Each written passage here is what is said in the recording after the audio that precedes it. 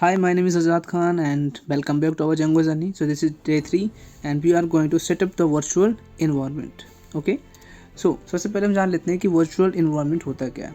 तो basically virtual environment is a tool to keep dependencies required by different projects in a separate places. Okay. And basically it helps to avoid conflict between projects dependencies. ठीक है.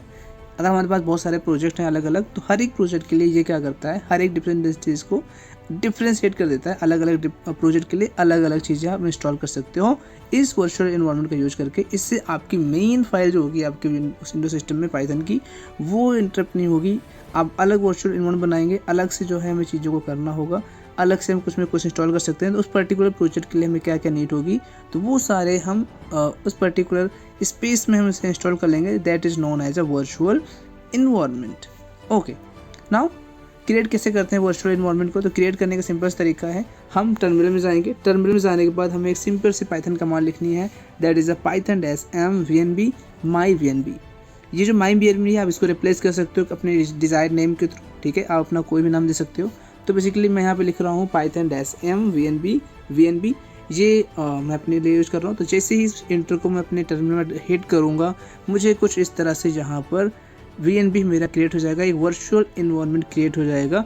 इसमें बहुत सारे folder होते हैं हमारे पास, include लेब script, कुछ इस तरह के. ठीक है, अब मेन आता है हमारे पास कि एक बार हमने वर्चुअल इन्वायरमेंट क्रिएट कर लिया, तो अब हम उसको एक्टिवेट कैसे करेंगे. एक्टिवेट करने का सिंपल तरीका है, यहाँ पे लिखा हुआ है एक्टिवेटिंग द वर्चुअल इन्वायरमेंट. हमें क्या करना है, सिंपल से एक स्क्रिप्ट चलानी होगी, एक कमांड चलानी होती है. That is a VNB backslash, यहाँ पे लगाएंगे हम स्क्रिप्ट बैकस्लैश एक्टिवेट. हम ये टाइप करेंगे. अगर आपने यहाँ पे VNB लिखा है तो आप यहाँ पे VNB लिखेंगे जिस नाम से आपने बनाया होगा. अगर आपने माई VNB लिखा तो आपको VNB का नाम ही होगा, है ना. उसके बाद आप उसकी स्क्रिप्ट लिखेंगे, then activate.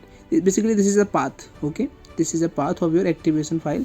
You can find it this inside this VNB. यहाँ पे हमारे पास VNB होता है, उसके अंदर हमारे पास स्क्रिप्ट होता है. इस स्क्रिप्ट फाइल के अंदर हमारे पास होता है आपका एक्टिवेट फाइल. इसे जैसे क्लिक करेंगे तो हमारा वर्चुअल इन्वायरमेंट एक्टिवेट हो जाएगा.